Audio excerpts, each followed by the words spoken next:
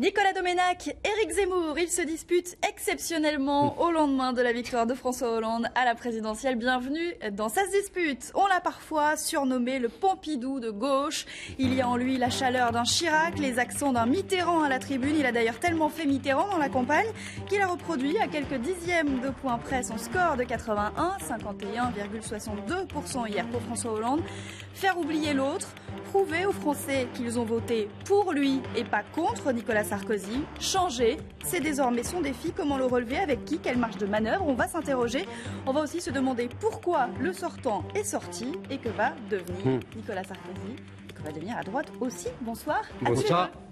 Une nuit en rose, l'accordéon à Tulle, le feu à la Bastille. François Hollande a donc touché hier son rêve français avant de goûter à l'enfer de la réalité. Comme le pronostiquait Daniel Cohn-Bendit, le président élu a savouré. Écoutez. Nous vivons un grand moment, un beau moment.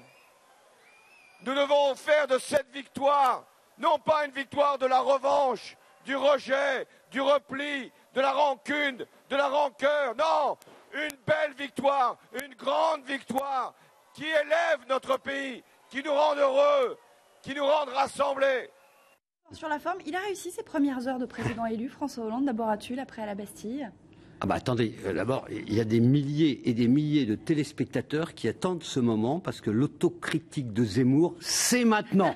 Alors là, donc, ils vont être déçus, la parole. Ils vont être déçus. Non, c'est pas possible. Il y a bien un moment dans ta vie où tu vas dire, je me suis trompé sur jamais. Quelque chose. Avec Eric, par exemple, mais en l'occurrence, par exemple, quand tu disais que le Parti socialiste était mort et n'était plus qu'une force provinciale, il ne pourrait pas porter un président de la République. Non. Il est arrivé, le président. Il est là, celui que vous avez pas le Parti socialiste qui l'a porté. Celui que vous avez sous-estimé avec Buisson, là, vous nous avez dit que c'était un nul, que dans ces périodes. Jamais j'ai dit ça. Jamais il pourrait porter comme ça ce parti moribond, jamais il pourrait porter à la présidence de la République quelqu'un de fort. Allez-y, Zemmour, on vous écoute. La France entière attend ce moment d'autocritique. Tu vas être déçu. Non, c'est pas jamais. Mais tu vas voir. Le PS, c'est pas la question. C'est pas le PS qui a gagné. C'est Hollande qui a gagné, et c'est même pas Hollande qui a gagné, c'est Sarko qui a perdu. Premier renversement dialectique sur lequel on reviendra. Évidemment. On ne va pas passer l'émission sur ce qu'est le PS. Mais pourquoi c'est que Hollande, il s'est appuyé sur le programme du PS, par exemple? Mais non, il ne s'est pas appuyé, ma pauvre amie. Mais il ne s'est pas appuyé sur le programme du Parti socialiste. Il a fait son programme lui-même. Il s'est appuyé sur une force comme Chirac avant lui, comme François Mitterrand. Précédemment, il n'y a que Giscard qui a fait cette exception. Mais tu ne peux pas nier une loi de la dynamique politique. Mais je nie. Ils ont conquis pièce par pièce, les départements, les régions, les cantons. Mais non, mais avant 2007, ils avaient déjà conquis ça. Alors, vas-y sur ce point, premier point. Et ils ont perdu en 2007, ils avaient déjà conquis. On n'est plus dans les années 70. Alors, vas-y, continue. Ils n'avaient pas conquis à ce point-là. Ça m'a pas échappé qu'on n'est plus dans les années 70. Jusque-là, son raisonnement peut aller. Alors, deuxièmement, François Hollande a gagné parce qu'il a su incarner l'anti-Sarkozy. Quand on voit les ultimes sondages, très intéressants, on va y revenir, je pense, pendant toute l'émission. Largement. Le sondage Ipsos, je crois, c'est ça? Paru dans Le Monde, oui. Paru dans Le Monde. Premier. Tu accordes les sondages maintenant, il n'y a pas celui-là. Non, parce que c'est pas des sondages d'intention de vote. C'est des sondages d'explication. C'est intéressant. Qui vont dans le sens d'une thèse que tu vas nous démontrer. Non, mais c'est plus intéressant que les sondages d'intention de vote. C'est tout ce que je veux dire. Qu'est-ce qu'ils disent? Ils disent que ils ont voté majoritairement, à je crois 55% ou 56%, contre Sarkozy. Tu ne vas pas me dire que ce n'est pas intéressant. Donc, majoritairement, les électeurs de François Hollande ont voté contre Sarkozy. Ça, c'est une deuxième chose. Troisièmement, François Hollande, je n'ai jamais dit qu'il était nul. Jamais. Je n'ai jamais dit ça. Je dis que c'est un candidat de rencontre, etc. Mais ça fait... J'ai pas dit qu'il était nul, mais de rencontre, c'est-à-dire d'accident. Oui, c'est-à-dire que ça devait être Strauss-Kahn. Mais oui, mais c'est pas de ma faute si ça devait être Strauss-Kahn. Mais ça devait pas être, ça pouvait être. Ça pouvait être, d'accord, si tu veux. En tout cas, c'était lui qui était favori. Et que pendant longtemps, les amis de François Hollande n'y croyaient guère. C'est tout ce que je disais. Voilà, il est élu président. Non, mais ce que je veux dire, attends, que pour la défaite de Sarkozy, ça fait 1 an, Maya peut témoigner, que j'annonce la défaite de Sarkozy. Ça fait 5 ans que je dis, que je compare, non, mais on était d'accord sur ce point, sur la défaite que je compare Sarkozy à Giscard depuis 5 ans, et que je dis que la fin de Giscard, c'est quand même pas de réélection. Comme Sarkozy. Et je finis, c'est terminé. Momentanément. Momentanément. Parce que l'autocritique viendra quand même. Il n'y aura pas d'autocritique sur la campagne, parce que c'est là où tu veux m'amener, je le sais bien. Non. Simplement parce que je pense que la campagne Buisson-Sarkozy, auquel il faudra ajouter Guénaud quand même, de temps en temps, a permis de sauver les meubles, a permis... Attends, avant d'y venir, juste quand même, j'ai souvenir de déclarations. Alors disons que ce ne sont pas celles de Éric Zemmour, mais que ce sont celles... Mais je suis responsable que des miennes, hein. De Buisson, dont tu t'inspires très régulièrement. Mais je m'inspire pas de Buisson. C'est pas parce qu'on a des analyses en commun que je m'inspire de Buisson. Non mais Nicolas, je ne m'inspire de personne. Alors, voilà, j'essaie de réfléchir par moi-même. En tout cas, tu cites souvent, et en l'occurrence... C'est pas la même chose, c'est pas ça. En l'occurrence... Comme il a sous-estimé cette histoire de François Hollande et le personnage François Hollande, pas d'histoire de François Hollande, il y a une histoire, c'est une histoire qui vient de loin. C'est ce à quoi je veux te conduire quand même à réfléchir, parce que même si tu es un monarchiste littéraire ou un élitiste historique, tu pourrais comprendre que cette histoire-là a ses racines, celle de François Hollande, celle de la victoire, et que c'est en se présentant en candidat normal qu'il a réussi un coup de génie face aux pathologiques qui étaient en place, et que cette histoire-là, il l'a écrite et il l'a puisée dans une tradition française aussi, que je te l'avais dit, tu veux pas l'écouter, François le Débonnaire, c'est aussi une tradition mythologique française, et que pourquoi tu ne veux pas le voir, c'est ça que je ne comprends pas. C'est que la force de Hollande, oui, je te dis pas que tu l'as pas vu quand même. Mais je te dis pas que c'est faux. Voilà, et que donc il a réussi. Il s'est appuyé sur l'antisarkozisme, mais encore faut-il qu'il puisse l'incarner. Et il l'a réussi en prenant à contre-pied, je veux dire, l'image de Nicolas Sarkozy, en incarnant cette force-là qui était proche de celle, et ça nous l'avions dit, qui était proche de celle de François Mitterrand, et il fallait le réussir, ce coup de Trafalgar. Il l'a fait. Tu peux lui reconnaître un mérite quand même à François Hollande. Mais je lui reconnais tous les mérites, si on veut, c'est pas le problème. Je connais que si, c'est un problème parce que tu as un antisocialisme tellement primaire que j'aimerais qu'il fût secondaire pour une fois. Mais il n'est pas primaire. C'est ridicule. Et moi, je ne suis pas sectaire comme la gauche, moi. Je ne suis pas antisocialiste primaire.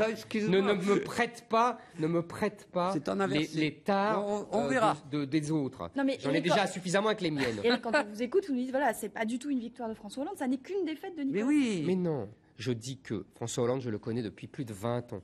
Je connais ses qualités, son intelligence, sa finesse, son humour. Je pourrais passer les missions. C'est pas le problème. Mais je ne vais pas soudain me transformer. Moi, je ne cours pas à la victoire, comme certains. Donc, je préfère essayer de réfléchir. Je maintiens, mais il le sait lui-même. Vous rirez au nez, puisqu'il a fabriqué toute sa campagne contre Sarkozy. Il n'a pas fabriqué sa campagne pour Hollande. Il a fabriqué sa campagne contre Sarkozy. Donc il n'est pas fou, François Hollande, contrairement à vous tous. Il sait que le seul moteur de sa campagne, le moteur essentiel, pas le seul, d'accord. C'est pas le seul, sinon il serait le moteur essentiel de sa campagne. C'était un des moteurs. Non, pas un des moteurs. Si. Le moteur essentiel. Pourquoi? D'abord parce que la droite a raison de dire la crise, qui a balayé tous les sortants, que tu le veuilles ou non, ils ont raison de dire ça. Jamais dit et deuxièmement, la personnalité de Sarkozy, son comportement, ses incohérences intellectuelles et idéologiques que je n'ai jamais ici Bien sûr. Mais dédaigné, au contraire. Hein, je pense que c'est ça son problème de fond, tu le sais très bien, par rapport à sa campagne de 2007 et par rapport à sa campagne d'aujourd'hui. Donc, si tu veux, voilà la raison de la victoire de Hollande. C'est pas le Parti Socialiste, arrête de me faire rire. Les gens, ils n'ont pas voté pour le Parti Socialiste au pouvoir. Il y en a une partie, mais c'est marginal. Dont c'est la vie, mais c'est pas marginal. Si tu avais été voir dans les rues, les Françaises et les Français qui célébraient la victoire, dont beaucoup de jeunes, énormément de jeunes. Et les jeunes, ils votent toujours à gauche depuis. Mais pas toujours. Tu m'as expliqué qui votait Front National il y a quelques semaines. Oui. Alors, donc, attends, mais le Front National change la donne. Il y a quand même dans ce pays une tradition politique qui se retrouve. Et là où je veux aussi t'emmener, c'est que la social-démocratie, dont toi et moi, on a dit pique-pente pour ses complicités avec le néolibéralisme, elle est quand même une tradition politique qui, effectivement, avait à se remettre en cause, qui a un peu commencé avec François Hollande, mais qui est vivace encore, qui palpite. Dire, tu peux dire le contraire, n'empêche qu'elle est là. Alors, est-ce qu'elle réussira, au fond, parce qu'elle a un rendez-vous avec l'histoire, à être présente? C'est une question, je te l'accorde très volontiers, on le verra dans quelques semaines, dans quelques mois. Mais c'est un premier point que je voulais que tu prennes en compte. Le second, sur lequel on avait un vrai désaccord, je pense que cette victoire, elle est grandement due à Jean-Luc Mélenchon et qu'elle ait été plus large si le score de Jean-Luc Mélenchon au premier tour avait été plus fort et si au second second tour, un certain nombre d'électeurs de Mélenchon s'étaient prononcés pour François Hollande plutôt que de s'abstenir, puisqu'ils ont été... Il n'y en a pas beaucoup, hein, c'est à non, pas 80%. Non, c'était ça le problème. Entre 80 et 90%. C'était ça le problème. 80%, alors qu'ils espéraient 85%. Quand tu vois que l'électorat du Front National ne s'est reporté qu'à 40%, tout est dit. Non, mais c'est pas énorme. Ils espéraient beaucoup plus. Ils espéraient plus, et ça fait la différence entre le 52, 53 qui était espéré et le 51. Je ne suis pas d'accord. Bah oui, on n'est pas d'accord. Le score de Jean-Luc Mélenchon est justement une contradiction avec le talent de Jean-Luc Mélenchon.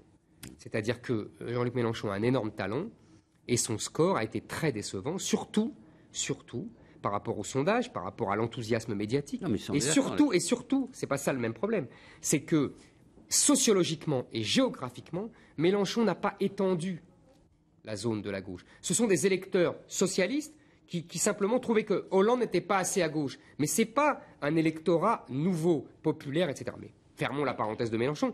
Moi, mais ce n'est pas une parenthèse à fermer, justement, parce qu'elle est importante pour la suite. Mélenchon, moi. Non, mais elle est très importante pour la suite. On l'évoquera après. Je suis d'accord. Parce que comme Hollande va décevoir, il va grossir. C'est tout le pari de Mélenchon. C'est une tradition historique revivifiée et qu'il faudra l'intégrer, et que si le social-socialisme technocratique se regarde le nombril et fait le derviche tourneur autour de son nombril dans les mois qui viennent, comme il a pu le faire par le passé, ça risque d'être dramatique. Évidemment, mais c'est pas que. Voilà, donc c'est un des défis qu'il a devant lui. Mais comme d'habitude, tu nies les rapports de force. Ce n'est pas qu'ils se regardent le nombril. Moi, je ne suis pas aussi méprisant avec les socialistes, tu vois. Je vais être beaucoup plus généreux. C'est extraordinaire. Je vais être beaucoup plus généreux. À la pirouette dialectique. Simplement. Il nous a expliqué que ce Hollande n'était rien du tout, mais enfin bon, vas-y. Jamais dit qu'il n'était rien du tout. Quasi. Jamais. Il était picrocolin, quoi. Bon, bref, puisqu'on a le rapport de voix, pour parler des électeurs de François Bayrou, ils n'ont pas forcément suivi le président du MoDem qui a voté lui Hollande, toujours selon ce sondage Ipsos, sont plus allés vers Nicolas Sarkozy. Vous l'expliquez comment ? Parce que, je me tue à le dire, il n'y a pas d'électorat du centre. Voilà. Il y en a eu un dans une société apaisée des années 70, qui sortait de 30 années de croissance et de réduction des inégalités grâce à la croissance générale de l'Europe et grâce à l'action du général de Gaulle et de Georges Pompidou et un peu de Giscard d'Estaing. Mais en fait, Giscard d'Estaing a cru qu'à partir de cette classe moyenne qui s'étendait comme ça sociologiquement, il a cru avoir un creuset sociologique pour une nouvelle force politique, et cette force politique est explosée par la mondialisation qui entraîne la prolétarisation de cette classe moyenne. Et donc cette classe moyenne prolétarisée se radicalise pour voter Mélenchon et surtout pour voter Marine Le Pen dans les jeunes générations et les petits ouvriers et employés. Je répète cette analyse parce que je pense qu'elle est exacte. Ah non, mais tu peux la répéter parce qu'elle est très intéressante à écouter, mais il eût été bon aussi, et là toute la France encore une fois attendait ton autocritique, que tu puisse considérer que l'électorat centriste aussi avait été important dans la victoire de François Hollande et pourrait l'être encore davantage aux législatives. Je suis d'accord, mais il a déjà voté PS. Donc ça prouve qu'il existe. Non, voilà. Ça prouve qu'il est intégré au PS, Nicolas. Je dis pas le contraire avec ce que tu dis, mais ça veut dire qu'il est intégré au PS. Je termine, et je pense qu'il sera décisif et que François Bayrou simplement a posé un acte d'existence, mais il y en avait tellement peu avant dans l'histoire du centre que c'est vrai que, au fond, celui-ci n'avait pas été habitué au fond, à une position qu'il a prise, qui a été quand même de voter pour les socialistes, ce qui est une rupture avec toute la tradition, mais en même temps une évolution de François Bayrou totalement logique. Donc là, il est allé seul, très très seul, Bayrou. Moi, je l'ai trouvé particulièrement courageux dans ce moment-là, alors qu'il s'est fait cracher sur la guelle par tout le monde. Il y a deux manières de juger Bayrou. Il y a deux manières de juger Bayrou. Soit on le trouve, et moi je suis comme toi, humainement, j'apprécie le courage, la geste, etc. Je trouve ça... j'ai un côté don quichotesque qui m'a toujours plu et qui me plaît encore. Et puis, on peut être plus cynique, plus politique, et dire qu'il a pris il y a 20 ans un UDF qui était avec 150 députés et 20%, et qu'ils ne sont plus rien. Il y a les deux façons d'apprécier le rôle historique de François Bayrou. Les deux sont justes, d'ailleurs, je crois. Tu vois, si tu veux mon sentiment personnel. Mais il ne faut pas oublier les deux. On ne peut pas non plus, mais enfin c'est pas ce que tu fais, considérer que lors de la précédente présidentielle, il avait été nul en ne se prononçant pas et il avait jamais dit ça. Non, je sais bien dire, il avait manqué au défi historique et dire que cette fois-ci où il s'engage enfin et où on trouve une cohérence dans sa défense des valeurs morales et dans son acte politique, on ne peut pas dire qu'il était nul d'un côté Nicolas, et je te dirais ce que je lui ai dit il y a 4 ans à la télévision, donc c'est public. Je pense que, et encore une fois, je force le cynisme, je pense qu'il a fait une erreur tactique tragique en 2007 et qu'il a payé cette année, c'est qu'il aurait dû appeler à voter Ségolène Royal, sachant qu'elle était battue, et il aurait ainsi brisé le PS, qui était quand même son rêve tactique, c'était la seule façon de les supplanter, et il n'a pas osé le faire. Aujourd'hui, il le fait au pire moment pour lui. Juste un tout petit mot, si on peut enregistrer ce moment-là et se donner rendez-vous dans 3 mois, à savoir 6 mois peut-être. Ah oui, le Mario Monti de Hollande. Est-ce que l'acte de courage qu'il a posé ne sera pas essentiel pour le Mario Monti de Hollande? Mais il y a tellement peu d'actes de courage en politique. Mon cher Nicolas, c'est un point de référence. C'est terrible ce que tu dis, parce que tu es en train de me dire que François Hollande pourrait être le Mario Monti François Bayrou pourrait être le Mario Monti de François Hollande, ça voudra dire que Hollande va échouer et qu'il va se coucher devant les marchés. Excuse-moi, Mario Monti, c'est toi qui as employé ce terme. Moi, j'ai dit qu'il pourrait venir au secours ou qu'il pourrait être un appui, qu'il pourrait être un complément. Non, mais j'ai entendu. On va revenir sur les semaines qui viennent. Pas dit Mario Monti, moi. Ouais, mais moi j'ai entendu ça. On a entendu François Hollande, on va entendre maintenant le sorti qui a assez vite plié l'affaire hier soir. Déclaration peu après 20h. Un merci à ses supporters, un bonne chance à François Hollande et des pointillés sur son avenir politique. Au moment où je m'apprête à redevenir un Français parmi les Français, plus que jamais, j'ai l'amour de notre pays inscrit au plus profond de mon cœur. Soyons exactement le contraire de l'image que certains auraient voulu donner dans un cas inverse. Vous êtes la France éternelle. Je vous aime. Merci. Merci. Vous vouliez revenir d'abord, Nicolas, sur non, je pense que maintenant nous allons entendre la suite de la non-autocritique d'Éric Zemmour, qui ayant perdu totalement sur toute la ligne, va nous dire qu'il a eu raison sur toute la ligne. Non, je voulais juste vous faire commenter le chiffre 48,38% pour Nicolas Sarkozy. Est-ce qu'on peut considérer que finalement il s'en sort pas si mal que ça?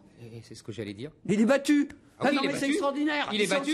Il est battu. Je suis d'accord. B-A-2-T-U. Battu. Je veux dire, faut pas nous faire. Il s'en sort bien. Non, tu es de mauvaise foi. Non, mais vous êtes incroyable. Il est battu. Il est battu. Voilà. Il est battu. 50,02. Je répète, il est battu.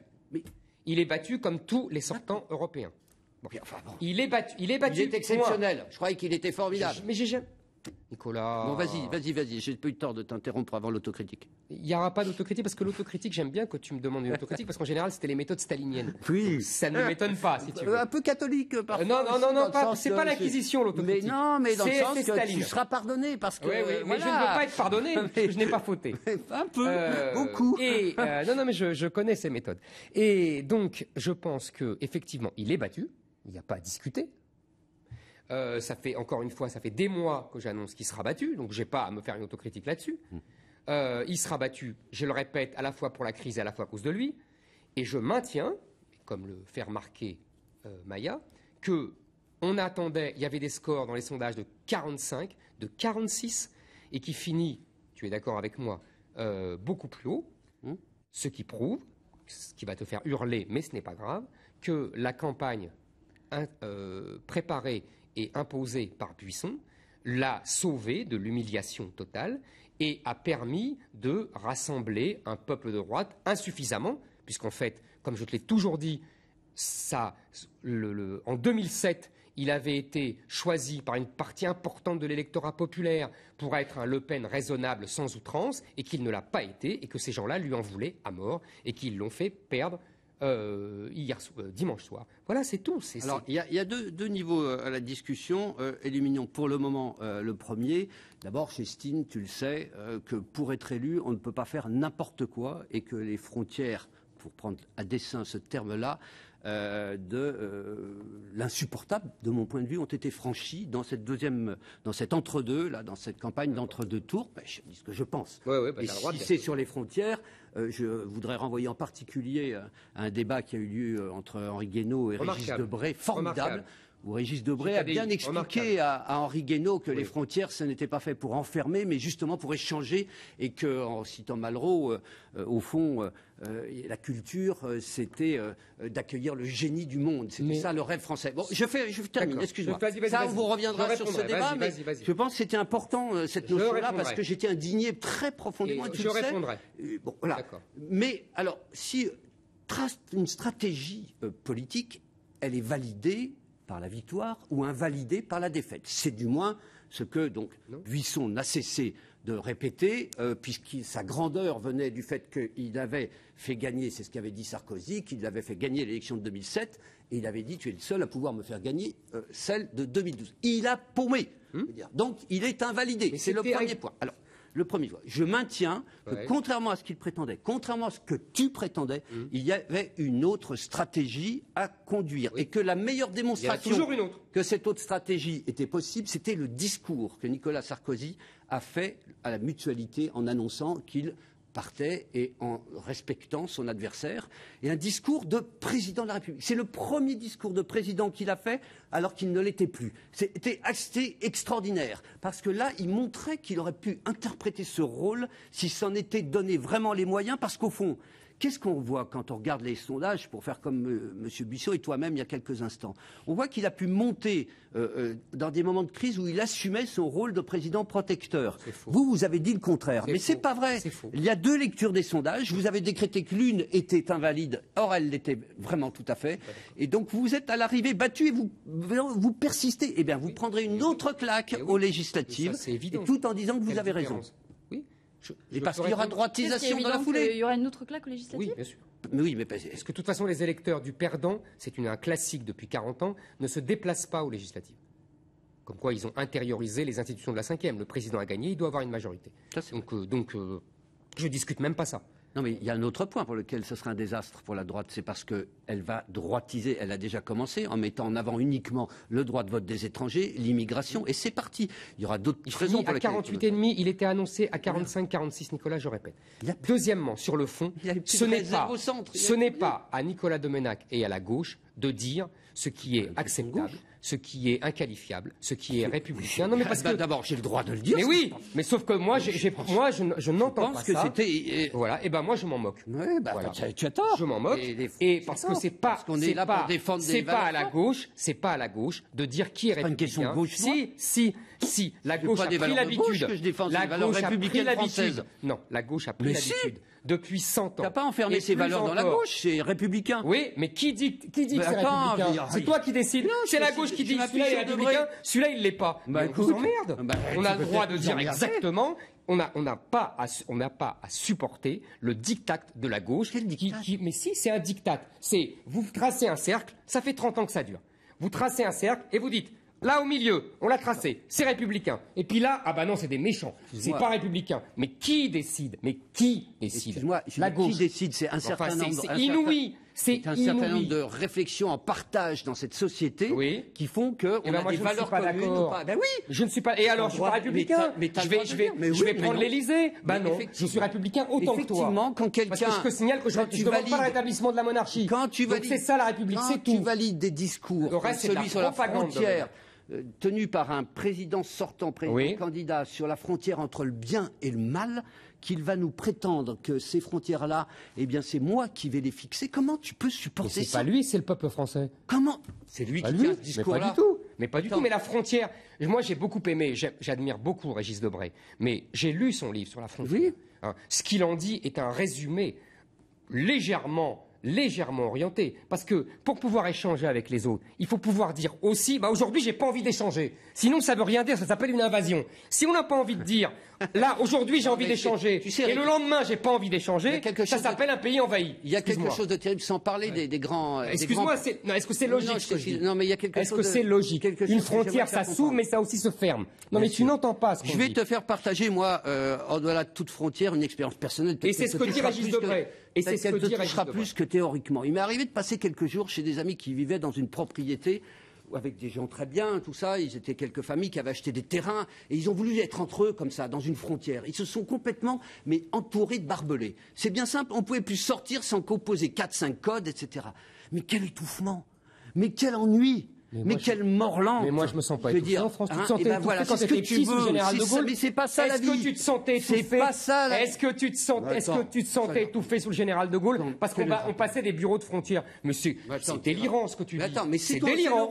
C'est la France du repli. C'est la France du repli. Donc le général de Gaulle, c'est la France du repli. C'est la France de l'asphyxie. Donc la France de Georges Pompidou, c'était la France. Non, mais c'est intéressant ce que tu dis. Donc la France de Jaurès, c'était la France du repli. La France de Léon Blum, c'était la France du repli. Il y avait des frontières. Quelle horreur! C'est un truc nazi, les frontières, c'est bien connu. Tu fais semblant de pas comprendre ce que je te dis. Je t'amène à tes contradictions. Je t'amène à tes contradictions. C'est trop. Non, ça ne marchera pas. Tu ne décréteras pas. Je vais te dire ce qui ne marchera pas. C'est que tu ne décréteras pas, toi et la gauche, qui est républicain et qui ne l'est pas. C'est pas seulement la gauche. C'est pas seulement la gauche. Villepin, c'est la gauche. Oui, Bayrou, c'est la gauche. Politiquement correct. C'est la même chose. Voilà. Dès qu'il y a quelqu'un qui dit au fond, mais bien vous avez franchi des frontières qui font que. Eh bien, combien d'électeurs? Mais vous avez paumé. Donc, de toute façon, là, une majorité. Voilà, c'est simple. Allez. Une majorité a dit que vous n'étiez pas. Non, mais ça, c'est de l'arrogance. C'est de l'arrogance. Ah ben voilà. Alors, soit on est majoritaire, c'est de l'arrogance, et vous êtes minoritaire, c'est vous qui avez raison. Non, mais bah quoi? Mais c'est toi qui me dis. C'est toi qui me dis le peuple français. Tu parles il s'est prononcé, le peuple français. Mais il s'est pas prononcé pour Villepin ou Bayrou, hein. On se calme. Non, il s'est prononcé pour la gauche, donc tu dis qu'elle t'en voulait te. Non. Non, mais je reprends l'argument que tu me donnes, celui du nombre. La gauche n'a pas à décréter, comme elle le fait depuis 30 ans, qui est républicain et qui ne l'est pas. pas. On a compris. C'est tout. On a moins de 5 minutes pour évoquer l'avenir. Pour François Hollande, les ennuis commencent maintenant pour le président élu, donc qui va prendre ses fonctions officiellement le 15 mai. Avec qui va gouverner d'abord François Hollande? François Hollande? Ouais. Est-ce que ça va être un gouvernement socialo-socialiste, pluriel? D'abord, il faut comprendre, là je ne sais pas si Eric sera d'accord avec moi, qu'il est quand même devant un défi de rupture de mode de gouvernance, puisqu'il a mis en cause la gouvernance précédente, et à mon avis à juste titre, cette hyper-présidence, mais en même temps qui a bousculé, cassé les corps intermédiaires, et puis au fond il n'existe fait pas le gouvernement les corps intermédiaires. Mais justement, les syndicats représentent 8%. Mais oui, mais c'est important dans une démocratie. Les a bichonnés pendant 5 ans. C'est important dans une démocratie. En tout cas, il faut qu'ils réapprennent à gouverner d'abord avec les corps intermédiaires, mais aussi avec d'autres gens que l'énarchie qui l'entoure, et avec des gauches, et avec une opposition, mais au sens large. Et donc ça, c'est un véritable défi. Alors, est-ce que Hollande sera capable, ou bien, au fond, est-ce qu'il va revenir à une monarchie plus mitterrandienne, moins démocratique? On va le savoir. Alors, dernier point là-dessus, ça va dépendre des législatives, bien évidemment. Est-ce qu'ils sont assez nombreux pour se passer des verts, pour se passer des autres? Voilà. Mitterrand, puisqu'on a cité Mitterrand, avait dit « Après moi, il n'y aura plus de grand président ». C'est-à-dire que dans le monde de Maastricht, il ne peut pas y avoir de grand président. Fait rire, ça. Sarkozy n'était pas un hyper-président, il était un hypo-président. Il a sublimé une pseudo-hyper-présidence qui s'est ensuite retournée contre lui, alors qu'en fait, il est le président de la Ve République qui a eu le moins de pouvoir de l'histoire de la Ve République. Il faut savoir que quand il râlait contre Carlos Ghosn qui délocalisait, Carlos Ghosn lui faisait un immense bras d'honneur, alors que du temps de Pompidou ou de Giscard, le président de Renault était convoqué dans le bureau du président de la République et il faisait ce que le président disait. C'est ça les vrais pouvoirs aujourd'hui. Voilà. Non, et deuxièmement, Monsieur Hollande, tu peux pas faire l'impasse sur d'autres pouvoirs. Quand Sarkozy jouait au chef du gouvernement, qui jouait au ministre de l'Intérieur, mais tu as tout à fait raison. Au ministre des Affaires étrangères, mais tu as tout à fait raison. C'est lié.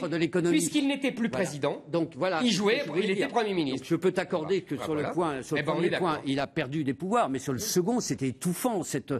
Évidemment, il avait plus que ça. Il était quand même élu du peuple. Totalement contradictoire. Il était élu du peuple. Il fallait bien. Attends, c'était lui l'élu du peuple, Nicolas. Ah oui, mais il y a peut-être d'autres façons de gouverner. Mais de toute façon, soit on est un roi feignant, Soit on est un Premier ministre. Non, mais moi je ne crois pas qu'on peut ainsi faire. C'est un raisonnement de l'impuissance. Un raisonnement de la lucidité, du réel réalité. Je t'attends dans le soutien que tu vas apporter à François Hollande dans son ambassade face à Merkel. Par exemple, pourquoi il va dans le rapport de force avec Merkel. Pourquoi il ne l'invite pas à Paris? Écoute, c'est une très bonne. Je pense que tu vas faire des manifestations à ses côtés pour que. Mais je vais te dire pourquoi moi. Parce qu'il va voir son banquier.